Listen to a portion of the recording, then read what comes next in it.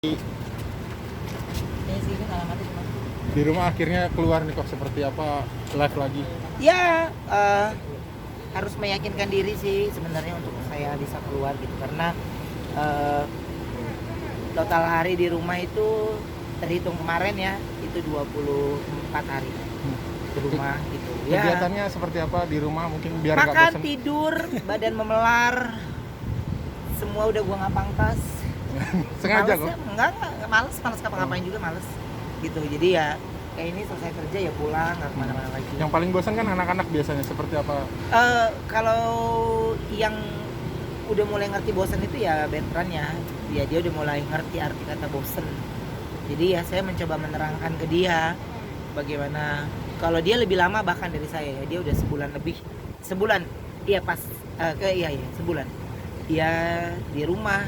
Jadi harus menjelaskan ke Sinyo kalau ini sebenarnya bukan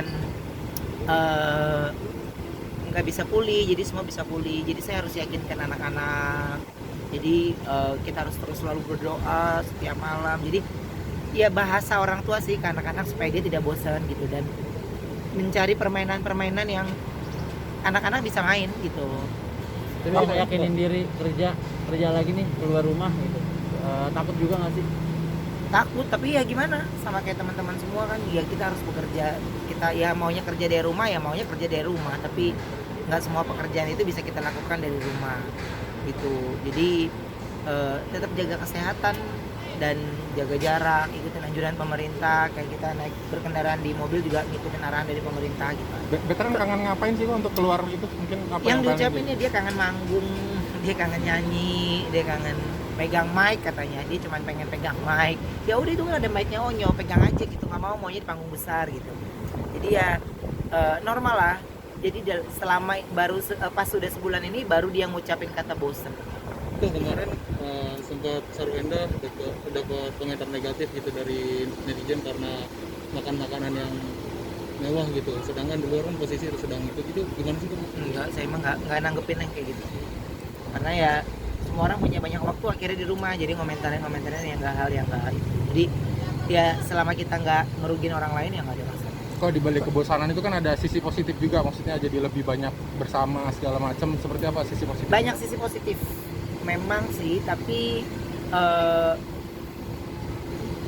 akhirnya kita tahu bagaimana sebenarnya kalau seorang wanita tuh kalau di rumah Ya. suntuknya kayak apa, jenuhnya kayak apa. Jadi kita bisa ngerti dari sisi situnya sih, dan dari segi pekerjaan yang ada di rumah ya akhirnya ya semuanya aja kita lakuin deh, daripada kita duduk makan, habis makanan udah kita makan, ujung-ujungnya pasti gue yakin lo semua juga pasti makan udah paling enak mie lagi sama telur. Iya kan, udah paling nikmat, terus habis itu kena angin hilang.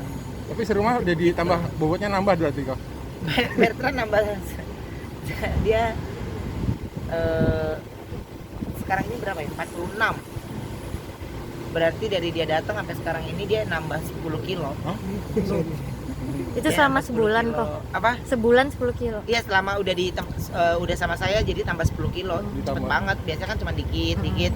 Ini langsung tambah 10 kilo. Baru tadi malam dihitung. Kalau saya udah nggak berani nginjek timbangan. Tapi udah berasa ya kok, sesek-sesek takut. gitu. Apa? Udah berasa ya, agak-agak gimana berat? Iya, sekarang saya udah nggak suka huruf M lagi, sukanya huruf L. Jadinya nggak apa-apa lah, yang penting sehat deh, biar aja. Maunya sih jaga makan, tapi lu gimana di rumah apalagi kegiatannya kalau nggak makan, ngosrek segala tempe apa aja gue goreng, apa aja gue oseng gitu. Jadi mengingat tepung cuma diaduk pakai telur, gue jadiin makanan apa aja jadinya. Yang penting ada kegiatan gitu, yang penting ada kegiatan. Bapak-bapak biasanya kalau sekarang nih WFA jadi punya keahlian baru, misalkan ya jadi bisa masak, jadi bisa ngajarin anak ini yang tadinya mungkin mereka kurang menguasai gitu. Ke Ruben gimana? Kalau Wenda cuman gini doang, akhirnya ngerasain kan bagaimana nginjek dapur. Akhirnya kan dia akhirnya jadi ya saya bisa merasakan hal itu gitu. Jadi bagaimana dia juga udah dari subuh biasanya kan. Kalau ini kan sekarang semua yang ada di rumah mau nggak mau kalau udah bosan jenuh buka meja lagi, nonton lagi, buka handphone lagi, ke dapur lagi, udah gitu doang. Sampai nyuci piring aja gue lakuin semuanya. Hal-hal biasa yang nggak dilakuin Bertrand dulu akhirnya dilakuin sekarang, apa mungkin kok? nggak ada perubahan sih soalnya di rumah semuanya ya Nyiptain nggak- lagu mungkin kok. Nah kalau nyiptain lagu dia nggak mau karena dia takut sedih katanya. Berarti kan gambaran hati dia saat ini lagi sedih gitu. Jadi dia tidak mau akhirnya kata-katanya jadi berlarut-larut dan membuat dia jadi sedih. Saya rasa sih saya tidak mau meminta dia. Kan saya bilang Onyo ada lagu nggak Nyo? Kalau ada lagu kasih tau ayah ya gitu. Ada tapi Onyo nggak mau lagunya sedih nggak mau gitu. Jadi ada yang lagu buat tetap kasih semangat buat petugas medis, cuman dia sedih banget lagunya katanya. Saya juga belum dengar, tapi kalau anak saya nggak mau, saya nggak pernah paksa. Oh ya udah, nggak usah udah pokoknya nggak usah sedih-sedih, nggak usah ada apa lagi, kita harus semangat. Padahal itu kata-kata buat ayahnya sendiri. Jadi saya harus semangatin dia. Kok keluarga dari ETT sempat nanyain keadaan Peter nggak sih? Ada, kita tetap video call, Ah, tetap komunikasi sama opa-omanya, sama papanya. mereka berarti sempat khawatir juga ngeliat apa namanya sekarang di Jakarta lagi kayak begini gitu ya. Enggak ya, karena mereka juga udah di rumah juga. Oh, mereka di rumah. Mereka di rumah juga, nggak kemana-mana, jadi ya nggak bisa ngapa-ngapain juga kan. Jadi Kok bis apa yang dirasakan kita ya sama kayak yang ada mereka juga Oh, gitu. berarti mereka Semua di rumah, walaupun Kalau- di NTT nol ya katanya Iya. gitu. Jadi tapi mereka disiplin banget tetap di rumah dan itu keren banget. kok bisnis ayam gimana kok berdampak nggak sama corona kok? Bukan berdampak lagi, terjun bebas. Terjun bebas, tapi nggak ada pilihan lain mbak. Saya hanya bersyukur aja.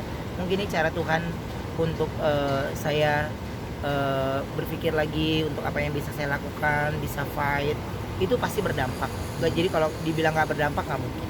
Kemarin sempat ada yang ditutup ininya gerainya, kemarin sempat ada berita kalau yang di luar itu katanya mau ditutup kayak gitu. Nggak ditutup karena safety. Kalau sekarang udah buka kok.